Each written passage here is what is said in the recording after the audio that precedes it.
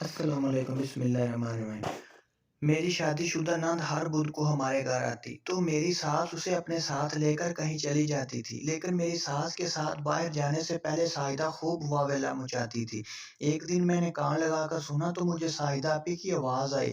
وہ رو رو کر کہہ رہی تھی، امی مجھے نہیں جانا آپ کے ساتھ، نہ جانے میری زندگی سے یہ آزمائش ختم کیوں نہیں ہو جاتی، میں نہیں جانا چاہتی آپ کے ساتھ، آپ مجھے میرے حال پر چھوڑ کیوں نہیں دیتی۔ میں ساس کے غصے سے بھری آواز آئی تھی۔ وہ بولی، زیادہ باتیں مت بناؤ، چپ چاپ اٹھ کر کھڑی ہو جاؤ، نہیں تو مجھ سے کوئی برا نہیں ہوگا۔ میری نند اٹھ کر کھڑی ہو گئی۔ جب واپس آتی تو میری نند ساجدہ بہت تھکی سی ہوتی، وہ آتے ہی سو جاتی۔ میری نند کی صحت دن بہ دن خراب ہوتی جا رہی تھی، وہ بہت کمزور ہو گئی تھی۔ مجھے اپنی ساس پر شک ہو گیا تھا کہ نہ جانے وہ بیچاری ساجدہ آپی کو جانے کہاں لے جاتی ہے۔ ایک دن میں نے پوچھ ہی لیا کہ ساجدہ آپی آپ امی کے ساتھ کہاں جاتی ہیں، تو میری نند رونے لگی اور کچھ نہ بولی۔ ایک بدھ میری نند اور ساس پھر سے گھر سے نکل گئی تھی۔ میں گھر کے کاموں میں مصروف تھی، تب ہی دروازے پر دستک ہوئی۔ میں سمجھی کہ میری ساس آ گئی ہوگی، لیکن سامنے تو میری نند کا شوہر کھڑا تھا۔ وہ بولا، ساجدہ کہاں ہے، میرے کچھ مہمان آ رہے ہیں، اس لیے میں اسے اپنے ساتھ لے جانے کے لیے آیا ہوں۔ میں ڈر گئی تھی کہ اب اسے کیا جواب دوں، سچ کہہ دوں یا جھوٹ بولوں۔ ابھی میں اس ششوپنج میں مبتلا تھی کہ دروازہ کھلا اور میری ساس اور نند گھر میں داخل ہو گئی۔ میری نند نے جیسے ہی اپنے شوہر کو دیکھا تو وہ کانپ کر رہ گئی تھی، جبکہ میری نند کا شوہر اس کی حالت دیکھ کر متفکر ہو گیا تھا۔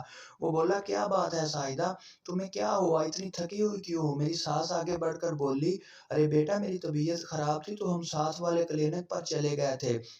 شکور بھائی بولے، اچھا پھر ٹھیک ہے، میں تو پریشان ہو گیا تھا کہ نہ جانے ساجدہ کو کیا ہو گیا ہے۔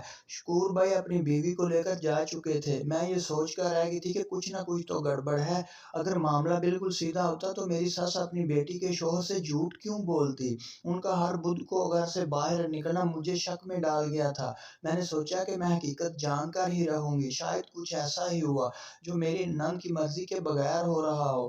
میں اس کی مدد کرنا چاہتی تھی، اس لیے میں نے سوچا کہ اگلے بدھ دن ماں بیٹی کا پیچھا کر ہی رہوں گی۔ میں نے گن گن کر دن گزارے تھے۔ بدھ والے دن صبح صبح ہی میری نند ہمارے گھر آ گئی تھی۔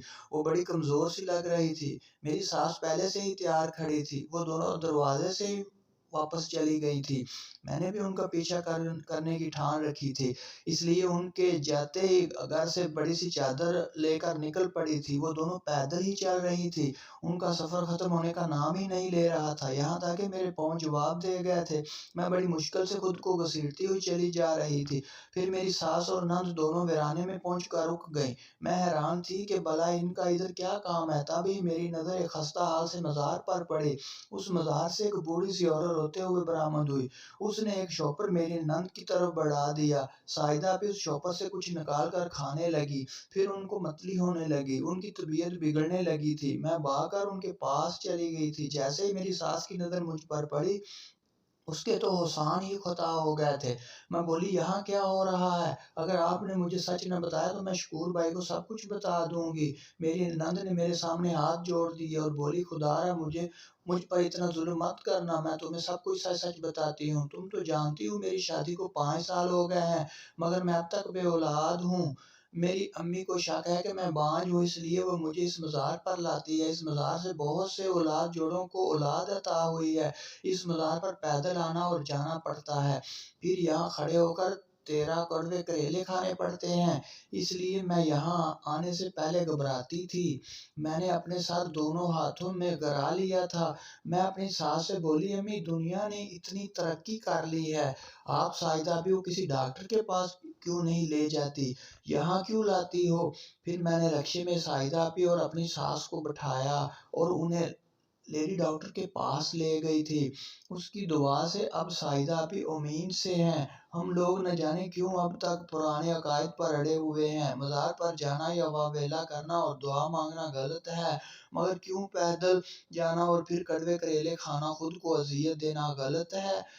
اللہ کا لاکھ لاکھ شکر ہے کہ اس نے مجھے ساجدہ آپی کی مدد کرنے کا وسیلہ بنایا۔ پلیز چینل سبسکرائب کر دیجیے۔